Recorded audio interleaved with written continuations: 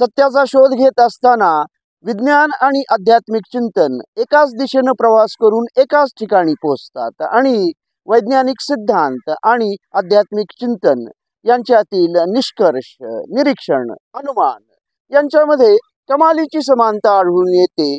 याचं अत्यंत उत्कृष्ट उदाहरण म्हणजे आधुनिक विज्ञानातील सृष्टी निर्मिती संबंधीचा बिग बँग हा सिद्धांत आणि प्राचीन ऋग्वेदातील नासदीय सूक्त सुद्धा सृष्टी निर्मितीचं सूक्त या नावानंच ओळखलं जातं आणि ते सुद्धा सृष्टी निर्मितीचं गूढ उलगडण्याचा प्रयत्न करतं. आणि हे दोन म्हणजे बिग बँग सिद्धांत हा 20व्या शतकामध्ये मांडण्यात आला, तर ऋग्वेदाची रचना सुमारे इसवी सन पूर्व 1500 वर्षापूर्वी झाली असं म्हटलं जातं. आणि इतक्या दूर अंतरावर असलेले हे दोन अनुमान, निष्कर्ष हे यांच्यामध्ये अत्यंत समान दुवे आढळून येतात. त्यासंबंधी आपण या ठिकाणी बोलणार आहोत. आधुनिक विज्ञानातील बिग बँग हा सिद्धांत मी आधीच म्हटल्याप्रमाणे 20व्या शतकामध्ये मांडण्यात आला आणि हा सृष्टीची उत्पत्ती कशी झाली या संबंधीचा अत्यंत लोकप्रिय आणि सर्वमान्य असा सिद्धांत आहे.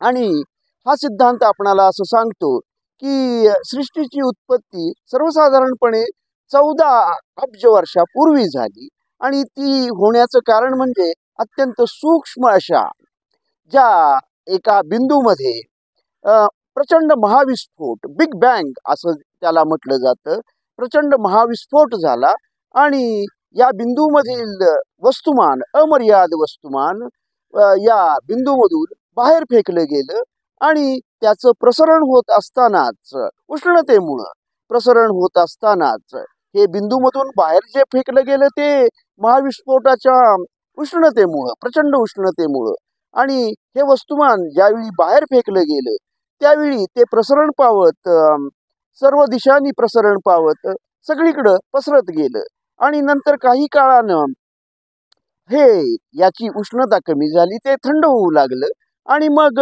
त्याच्यामध्ये गुरुत्वाकर्षण निर्माण झालं. आणखीन मग गुरुत्वाकर्षण निर्माण झाल्यानंतरच या वस्तुमानामधील, या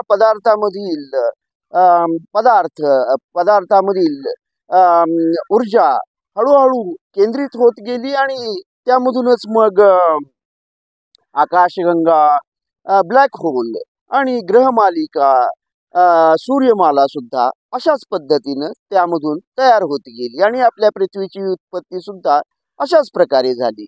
आणि हे विश्व प्रसरण पावण्याची प्रक्रिया अजूनही सुरू आहे. विश्व निर्मितीची त्या दृष्टीनं म्हटलं तर प्रक्रिया अजूनही सुरू आहे, ती थांबलेली नाही. आणि आपल्याला ज्ञात असलेलं विश्व हे केवळ संपूर्ण विश्वाच्या पसाऱ्याच्या फार कमी असं विश्व आपणाला ज्ञात आहे आणि याच्या पलीकडचं काय आहे हे आपणाला गूढ अजूनही उलगडलेलं नाही. म्हणजे शास्त्रज्ञ हे मान्यच करतात की सृष्टी निर्मितीचं गूढ आपणाला अजूनही पूर्णपणे उलगडलेलं नाही. या बिंदूमध्ये अमर्याद असं वस्तुमान, अमर्याद असा पदार्थ हा कसा साठवले गेलेला होता, कसा समाविष्ट झालेला होता, का समाविष्ट झालेला होता आणि हे वस्तुमान कुठून आलं. आणि अचानक या वस्तुमानामध्ये एका बिंदूमधील, अत्यंत सूक्ष्म अशा बिंदूमधील वस्तुमानामध्ये ऊर्जेची निर्मिती, उष्णतेची निर्मिती कशी झाली आणि महाविस्फोट का झाला याचं संपूर्ण गूढ विज्ञानालाही अजून उलगडलेलं नाही. आणि हा जो बिंदू होता, अत्यंत सूक्ष्म असा बिंदू, त्याचा आकार अगदी शून्यवत होता.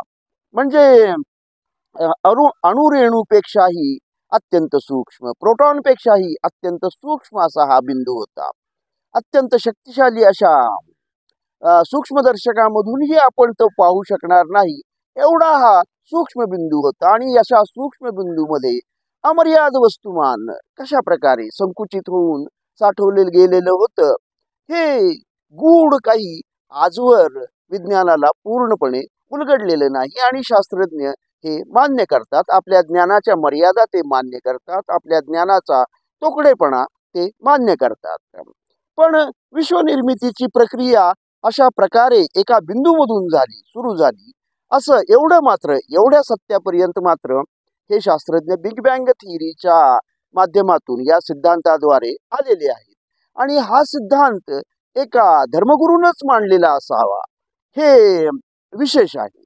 हा धर्मगुरू भौतिकशास्त्रज्ञ सुद्धा होता आणि तो गणिती सुद्धा होता, ही गोष्ट वेगळी, पण तो धर्मगुरू सुद्धा होता.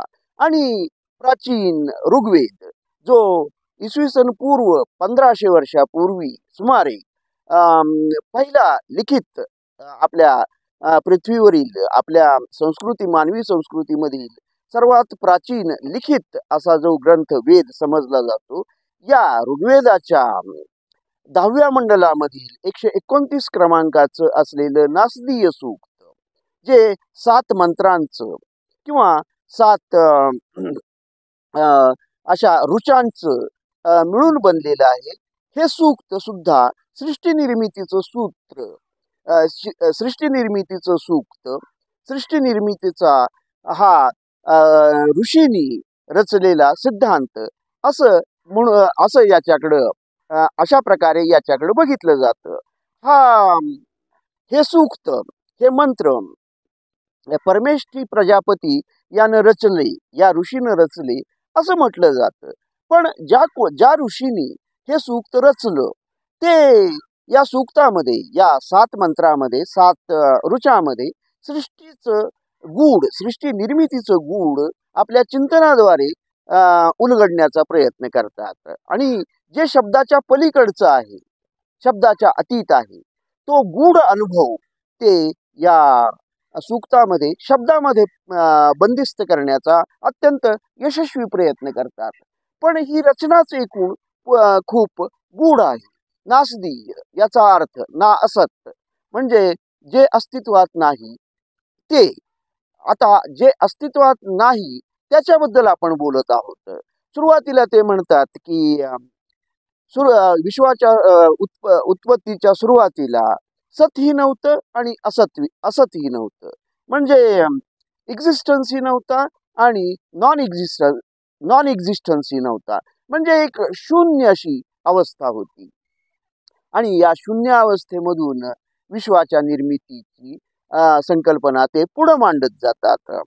म्हणजे इथं अस्तित्वही नव्हतं आणि अनअस्तित्वही नव्हतं, अस्तित्वाचं नसणंही नव्हतं. तेव्हा अवकाशही नव्हता, आकाशही नव्हता आणि मृत्यूही नव्हता आणि अमरत्वही नव्हतं, रात्रही नव्हती, दिवसही नव्हता आणि केवळ अंधकार होता, वाराही नव्हता, केवळ अंधकार होता. पण तो अंधकार मात्र अंधारापेक्षाही अधिक सघन, अधिक गूढ अशा प्रकारचा हा अंधकार होता. आणि त्यामध्ये केवळ एक होतं, ते एक मात्र एका बिंदूमध्ये होतं, ते एक अव्यक्त होतं आणि ते वायूशिवायच श्वसन करत होतं आणि स्वतःमध्येच अव्यक्तपणे ते रममाण होतं. आणि मग स्वतःच्या तपाच्या प्रभावानं, उष्णतेच्या प्रभावानं ते एक अव्यक्त थोडस व्यक्त होत जन्माला आलं. आणि हे जन्माला आल्यानंतर त्याच्यामध्ये इच्छेची निर्मिती झाली, इच्छेचं बीज निर्माण झालं.